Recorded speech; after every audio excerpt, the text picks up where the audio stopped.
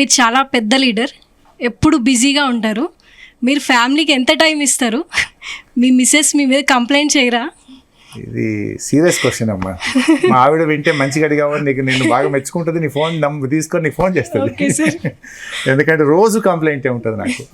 In fact అంటే మీరు ఎవరినైనా చూడండి, అది పొలిటీషియన్ కావచ్చు, ఒక డాక్టర్ కావచ్చు, ఒక అడ్వకేట్ కావచ్చు, ఒక జర్నలిస్ట్ కావచ్చు, ఒక సైంటిస్ట్ కావచ్చు, ఏ ప్రొఫెషన్లోనైనా ఎవరైనా సక్సెస్ అవుతారంటే డెడికేషన్ కావాలి. ఒకటి, you have to forgo something.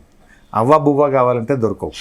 నువ్వు ఫ్యామిలీ టైం ఇవ్వాలి, హాలిడేస్ ఉండాలి, సండే ఇంటికాడ ఉండాలి, లేకపోతే సమ్మర్ హాలిడేస్లో ఫారిన్ టూర్ పోవాలి అంటే అయ్యే పని కాదు. అన్లెస్ ఒక డెడికేషన్తో, ఒక ప్యాషన్తో, ఒక కమిట్మెంట్తో పనిచేస్తే తప్ప రాజకీయాల్లోనైనా ఏ ప్రొఫెషన్లోనైనా ఎవరు ఎదగరు. న్యాచురల్గా నేను యాజ్ ఎ ఫాదర్గా, యాజ్ ఎ ఫ్యామిలీగా నేను కొంతవరకు అన్యాయం చేశాననే చెప్పొచ్చు. అది ఎప్పుడు నా పిల్లల కంప్లైంట్ ఉంటుంది, నా వైఫ్ కంప్లైంట్ ఉంటుంది. బట్ వాళ్ళ కోఆపరేషన్ కూడా ఇంపార్టెంట్. వాళ్ళ కోఆపరేషన్, వాళ్ళు కొంత నేను వాళ్ళను కౌన్సిలింగ్ చేసుకోవడమో, వాళ్ళు నాకు కోఆపరేట్ చేయడమో, ఫైనల్గా నేను డెడికేట్ అయ్యి పని చేయగలిగాను. మా పరిస్థితి ఏంటంటే ఒక మార్నింగ్ బ్రేక్ఫాస్ట్ ఇంట్లో చేస్తాను, లంచ్ అయితే ఇంట్లో ఉండదు, డిన్నర్లు వారంకి ఒక రోజు ఇంటికి భోజనానికి వస్తే వచ్చినట్టు, లేకపోతే లేదు. సో ఎప్పుడు వస్తామో ఎప్పుడు పోతామో ఒక టైం ఉండదు. ఓ రోజు 10ంటికి వస్తాం, ఒక రోజు రాత్రి 12 గంటలకు వచ్చి పడుకుంటాం, ఓ రోజు 11 గంటలకు వచ్చి పడుకుంటాం. దీనివల్ల ఏమైందంటే ఫ్యామిలీ టైం పోతుంది. పిల్లల బర్త్డే రోజు కూడా కనీసం సాయంత్రం 5ంటికల్లా ఇంటికి చేరాలి అనుకుంటే చేరని రోజులు ఉంటాయి. రాత్రి 7-8 వరకు పోవడం, పిల్లలు తిట్టడం, ఏడవడం పోయే వరకు. సో ఇట్లాంటి డిస్టర్బ్ అయిన సందర్భాలు కూడా ఉంటాయి. సో ఆ ప్రాబ్లం ఉంది. నిజంగా చెప్పాలంటే ఆ ప్రాబ్లం ఉంటుంది. ఐ థింక్ నాకే కాదు, అన్ని ప్రొఫెషన్స్లో ఉంటుందని అనుకుంటాను. ఇంకో question, BRS party first 5 years మహిళలకి ఎందుకు మంత్రి పదవి ఇవ్వలేదు సార్? సరే, ఫస్ట్ 5 yearsలో కొంత ఇబ్బంది జరిగిన మాట వాస్తవం. బట్ ఆమె అడిగిన క్వశ్చన్ కదా, దానివల్ల ఇప్పటికీ మీరు మహిళల విషయంలో బ్లేమ్ అనుకుంటారు. సెకండ్ టర్మ్లో ఇద్దరికి ఇచ్చారు, సబితా ఇంద్రారెడ్డి, సత్యవతి రాథోడ్. బట్ క్వశ్చన్ వచ్చినప్పుడల్లా, మహిళా రిప్రజెంటేషన్ వచ్చినప్పుడల్లా అసలు మహిళా మంత్రి లేని క్యాబినెట్ అంటే బహుశా ఏ రాష్ట్రంలో, దేశంలో లేదు. అంటే నేను కూడా ముస్లింలు మంత్రి లేని ఒకే ఒక క్యాబినెట్ రేవంత్ రెడ్డి క్యాబినెట్ వచ్చేమాట 5 సంవత్సరాల దాకా. కాంగ్రెస్ ప్రభుత్వ హయాంలో కానీ ఏ ప్రభుత్వం, మా గవర్నమెంట్లో 2 మంత్రులు ఉంటే కూడా ఒక మైనార్టీ మంత్రి ఉండేవాడు. మరి ఇలా 12 మంది మంత్రులు ఉన్న మైనార్టీ లేని ఏకైక ప్రభుత్వం రేవంత్ రెడ్డి ప్రభుత్వం అని నేను కూడా అనొచ్చు. సో బట్ అల్టిమేట్గా క్యాబినెట్ అనేది మనకు కొంచెం పరిమితులకు లోబడి ఉంటుంది. మనకు 15% లోపే ఇవ్వాలి, 18 మంది కంటే దాటకూడదు. కొన్ని అక్కడ ఉండే ఒత్తిళ్లు కావచ్చు, జిల్లాల సమీకరణ కావచ్చు, క్యాస్ట్లు కావచ్చు, కొంత ఇబ్బంది జరగవచ్చు. బట్ మీరు చూడాల్సింది మహిళలకు నిజంగా ఈ ప్రభుత్వం పనిచేసిందా లేదా, మహిళల సంక్షేమం విషయంలో కానీ, మహిళల గురించి అలా మహిళా యూనివర్సిటీ తెచ్చాము, షీ టీమ్స్ పెట్టాము, మహిళల కోసం రిజర్వేషన్లు పంచాయతీరాజ్లో తెచ్చాము, లోకల్ బాడీలో తెచ్చాము, మార్కెట్ యార్డ్స్లో చైర్మన్స్గా మహిళలకు రిజర్వేషన్ తెచ్చాము, మహిళల కోసం అనేక కార్యక్రమాలు బీఆర్ఎస్ పార్టీ చేసింది. సో అట్లా ఇలా పోలీస్లో కేసీఆర్ రాకముందు పోలీస్లో ఉమెన్ రిజర్వేషన్ లేదు. బట్ 33% పోలీస్లో మహిళా రిజర్వేషన్ తెచ్చి ఇలా మహిళా ఎస్ఐలు, కానిస్టేబుల్ కనబడుతున్నారంటే అది బీఆర్ఎస్ పార్టీ చేసిన ప్రయత్నం. సో అట్లా మా పనిని చూసి ప్రజలు మమ్మల్ని అందుకే 2018లో గెలిపించారు. సో మేము సెకండ్ టైం వచ్చినప్పుడు 2 మంత్రులకు కూడా అవకాశం ఇచ్చాము. Thank you sir. హరీష్ గారు నమస్కారం అండి. నా పేరు నరేందర్, బ్యూరో చీఫ్గా ఉన్నాను ఇక్కడ. ఒకటి పొలిటికల్, ఒకటి నాన్ పొలిటికల్గా అడుగుతాను. పొలిటికల్ ప్రజెంట్ మనం చూస్తున్నాం, గడిచిన వారం రోజులుగా కులగణన సంబంధించి పెద్ద ఎత్తున రాష్ట్ర వ్యాప్తంగా ఇష్యూగా మారింది. బీసీలందరూ ఒక తాటి మీదకి వచ్చినటువంటి పరిస్థితి కనిపిస్తోంది. ఇప్పుడు ఉన్నటువంటి గ్రాడ్యుయేటివ్ ఎమ్మెల్సీ ఎన్నికల్లో ఇంపాక్ట్ ఏమైనా చూపే అవకాశం ఉందా? స్థానిక సంస్థల మీద ఇంపాక్ట్ ఏమైనా ఉందా? దాన్ని బీఆర్ఎస్ ఏ రకంగా దాన్ని ఓన్ చేసుకునే అవకాశం కనిపిస్తోంది? ఫస్ట్ ఆఫ్ ఆల్ కులగణన కాంగ్రెస్ సెల్ఫ్ గోల్. ఇది నేను చెప్పడం కాదు కదా, వాళ్ళ ఎమ్మెల్సీ చెప్తుండు. మళ్ళన్న ఏం చెప్తుండు, ఈ రేవంత్ రెడ్డి మోసం చేసిండు, బీసీలకు అన్యాయం చేసిండు, అసలు మా పర్సంటేజ్ తగ్గించిండు, మాది 46% కాదు అని చెప్తున్నాడు.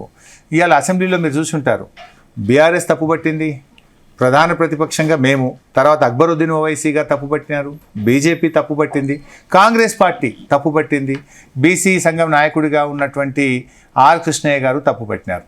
ఇవాళ కాంగ్రెస్ నిజంగా చెప్పాలంటే ఏదో హడావిడిగా ఎన్నికల్లో ఏదో చేయబోయి సెల్ఫ్ గోల్ కొట్టుకుందనే చెప్పొచ్చు. ఏం చేసింది మీరు? 42% చట్టబద్ధత తెస్తామని కామారెడ్డి డిక్లరేషన్లో చెప్పారు. అది తెచ్చారా మీరు? అది జరగలేదు. నెంబర్ 1. ఇలా కులగణన విషయంలో జనాభా పెరుగుతుంది తప్ప తగ్గదు.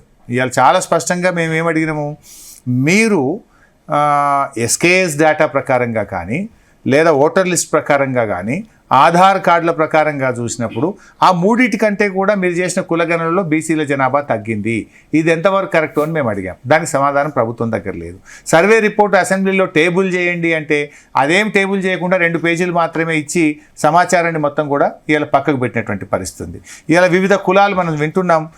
మున్నూరు కాపులు మా జనాభా చాలా తక్కువ చూపించారని ఇప్పుడు వాళ్ళు పెద్ద ఉద్యమానికి శ్రీకారం చుడుతున్నారని తెలిసింది. గీత కార్మికులు మాది కూడా చాలా తక్కువ చూపించారు అని అంటున్నారు. ముదిరాజులు మా జనాభా తక్కువ చూపించారని అంటున్నారు. అంటే ప్రభుత్వం ఇలా హైదరాబాద్లో 30% కూడా ఆ సర్వేలో ప్రజలు పాల్గొనలేదు. 70% మంది ప్రజలు సర్వేలోనే పాల్గొనప్పుడు ఓన్లీ 3% పాల్గొనలేదని వాళ్ళు అంటారు. మీరు 30% పాల్గొనలేదు. అసెంబ్లీలోనే మీరు చూశారు కదా, 30% పాల్గొన్నారు. హైదరాబాద్లో 70% ప్రజలు పాల్గొనలేదు అన్నారు. అది ఇంకోటి, ఆ సర్వే కూడా మొన్నటిదాకా బీసీ కమిషన్గా పనిచేసినటువంటి వ్యక్తులు వారు కూడా దాన్ని తప్పుపట్టినారు. Present BC commission chairman Niranjan గారు కూడా ఇదంతా బోగస్ అని చెప్పి ఆయన కూడా తప్పుపట్టినటువంటి పరిస్థితి ఉంది. అంటే కాంగ్రెస్ పార్టీలో ఉండే బీసీ నాయకత్వమే ఇలా తీవ్రంగా దీన్ని వ్యతిరేకిస్తూ దాన్ని చింపి పారేస్తున్నారు, తగలబెడుతున్నటువంటి పరిస్థితి ఉంది. సో ఇక్కడ దీని ద్వారా బీసీలకు ఏం మేలు జరిగింది? రేవంత్ రెడ్డి గారి ఏడాది కాలంలో కేసీఆర్ గారు ఇచ్చినటువంటి గొర్రెల పథకం బంధు పెట్టిండ్రు, బీసీ బంధు పథకం బంధు పెట్టిండ్రు, మత్స్యకారులకు చేప పిల్లలు ఇచ్చే పథకం బంధు పెట్టిండ్రు, కార్పొరేషన్లకు నయా పైసా రూపాయి కూడా విడుదల చేయని పరిస్థితి ఉంది. బీసీ పిల్లలు ఓవర్సీస్ స్కాలర్షిప్ ఏదైతే పూలే గారి పేరు మీద ఇచ్చామో ఆ పథకాన్ని బంధు పెట్టినారు. బీసీ పిల్లలకి ఇచ్చేటువంటి ఫీజు రియంబర్స్మెంట్ ₹1 విడుదల కాక పిల్లల చదువు లాగం చేసినటువంటి పరిస్థితి ఉంది. అసలు నువ్వు చేసిందే, నీ క్యాబినెట్లోనే 2 మంత్రులను పెట్టినావు నువ్వు. అసలు నీ క్యాబినెట్లో 12లో ముందు బీసీలకు సమప్రాధాన్యత ఇచ్చి మాట్లాడు. నువ్వు ఉప ముఖ్యమంత్రి నువ్వు బీసీలకు ఏమీ చేయకుండా ఉత్త కులగణన సర్వే పేరు మీద ఒక డ్రామా టైప్ ఆఫ్ థింగ్ జరిగింది తప్ప బీసీలకు రేవంత్ పాలనలో తీవ్రమైన అన్యాయం జరిగింది. ఇక్కడ ఒక క్వశ్చన్ సార్, బీసీ జనాభా ఎంత? 46 + 10 56%. అంటే ముస్లిం బీసీలు కలిపితే 56% అంటారు. కేసీఆర్ చేసిన సర్వేలో 51% మాత్రమే అంటారు. 5% ఎక్కువ వచ్చిందని వాళ్ళు చెప్తున్నారు. ముస్లింలది మేము అప్పుడు ఆ రోజు ఓసీల్లో చూపించాం, 10% ఓసీల్లో చూపించాం. ఆయన అందుకే మనం మీరు చూస్తే 13 + 10 24 ఓసీలు ఉన్నారు, 24 ఓసీలని మాట్లాడండి. ఆ రోజు ముస్లింలు ఓసీల కింద ఉండడం వల్ల 24 అప్పుడు చూపించారు. బీసీలోనే ఉన్నారు కదా, రాజశేఖర రెడ్డి టైంలోనే బీసీలో అది చేర్చారు. టెక్నికల్ గా కోర్టు స్టేలో కొనసాగింది, బీసీ ఈ కింద పెట్టిండ్రు. మేము ముస్లింలు కాకుండానే ఆ రోజు చేసిన ఎస్కేఎస్ సర్వేలో 51% బీసీలు వచ్చారు. నువ్వు ఈ రోజు 46 చూపించావు, 5%. వాళ్ళు ఒక ట్రేడ్ చేస్తున్నారు. 12 గంటల్లో చేసిన సర్వే కరెక్టా? మేము 50 రోజుల పాటు ఎక్సైజ్ తీసుకున్న సర్వే ఏదైతే 5% తగ్గింది ఎట్లా? నువ్వు ఓటర్ లిస్ట్ ప్రకారం చూస్తే తగ్గింది, ఆధార్ కార్డు ప్రకారం చూస్తే తగ్గింది, నువ్వు ఏ రకంగా చూసినా ఎస్కేఎస్ చూస్తే తగ్గింది. ఇది నేను చెప్తున్న మాట కాదు, ఏదో బీఆర్ఎస్ అంటే ప్రతిపక్షం విమర్శించింది అనొచ్చు. నీ సొంత పార్టీలో విమర్శిస్తున్నారు, నీ ఎమ్మెల్సీలు, నీ ఎమ్మెల్యేలు, నీ బీసీ కమిషన్ చైర్మనే నీది యొక్క తప్పు అని చెప్తా ఉన్నారు. మీరు ఓసీల జనాభా తక్కువ ఉంటుంది అంటారా? వీళ్ళు ఇచ్చిన దానికంటే తక్కువ ఉంటుందని మీరు డెఫినెట్గా. ఇప్పుడు దాంట్లో ఇంకోటి అండి, ఈ సర్వే 60 క్వశ్చన్లు 70 క్వశ్చన్లు వేసిండ్రు. యాక్చువల్గా కులగణన మీద సర్వే జరిగి అందరినీ భాగస్వామ్యం చేసి ఉంటే కరెక్ట్ రిజల్ట్ వచ్చేది. ఇక్కడ అది కరెక్ట్గా జరగలేదు. సర్వేలో రేవంత్ రెడ్డి ఒక క్వశ్చన్ వేశారు, హరీష్ రావు ఎందుకు పాల్గొనలేదు? రేవంత్ రెడ్డి సమాధానం చెప్పిండు. నేను చెప్పేది ఏమిటి, ఎవడు రాయి సర్వే చేయమన్నాడు? ఈ క్వశ్చన్లన్నీ ఎవడేమన్నాడు? ముడ్డు మీకు వెళ్దంతా నువ్వు ఇన్ని క్వశ్చన్లు అడుగుతావా? వీడెవడు? ఆ ముఖ్యమంత్రి అడుగుతాడు, నేను చెప్పాలనా? నేను ఎందుకు చెప్తాను? రేవంత్ రెడ్డి చెప్పిండు కదా, అది ఆయనదే నేను చేసిన గంతే. ఏమున్నా వల్ల రేవంత్ రెడ్డి అనేది నేను చేసిన తప్పేమున్నది? ఆయన నన్ను అడిగే ప్రశ్న ఆ హక్కు ఎక్కడిది? నువ్వే కదా వద్దన్నది. ఇవన్నీ ఎవడు అడుగుతాడు? గివినెట్కి ఎవడు సమాధానం చెప్తాడు? ముడి మీకెళ్ళి అన్నూరి వీది గుజ్జూరి అని ఏదంతా పిచ్చి పిచ్చి ఇంకా చిల్లర మాటలు మాట్లాడిండు. నేను అంత చిల్లర మాట్లాడలే, కానీ నువ్వు చేసిన పని నేను చేసిన. అంటే గవర్నమెంట్ కోఆపరేట్ చేయాల్సిన బాధ్యత నువ్వెందుకు చేయాలి? ఆ రోజు అప్పుడు ఆ టైంలో చంద్రబాబు నాయుడు, నాకు తెలిసి మీరు సర్వే చేసినప్పుడు చంద్రబాబు నాయుడు మొత్తం డీటెయిల్స్ ఇచ్చారు. సో మీరు ప్రభుత్వాన్ని కోఆపరేట్ చేస్తుంటే బాగుండదు కదా? డెఫినెట్గా చేస్తాం. నిజంగా అది బీసీల కోసం అయ్యి ఉంటే, నిజాయితీగా నువ్వు చేసి ఉంటే తప్పకుండా చేస్తాము. ఇంకొకటి ఆయన పిచ్చి మాటలు మాట్లాడండి, ఏదో మా వివరాలు బయటపడతాయి, ఆస్తుల వివరాలు బయటపడతాయని పాల్గొంటారు. ఇంతకంటే చీప్ చిల్లర ముఖ్యమంత్రిని కోరున్నాడు. ఎలక్షన్ అఫిడవిట్లో ఎవ్రీ ఇయర్ మా ఆస్తుల వివరాలు, పిల్లలు, ఫ్యామిలీ అన్నీ ఇస్తాం కదా. వెబ్సైట్లో కొడితే హరీష్ రావుది మొత్తం కనబడుతుంది. ఎవరిది చూసినా పోటీ చేసిన ప్రతి ఎమ్మెల్యే, ఎంపీ అభ్యర్థి వివరాలన్నీ ఆన్లైన్లో ఉంటాయి. దాంట్లో దాచుకునేది ఏమున్నది? సార్, కులగణనకు సంబంధించి క్యాస్ట్ సెన్సస్ దేశంలో బీహార్ తర్వాత చేసింది తెలంగాణ ప్రభుత్వం.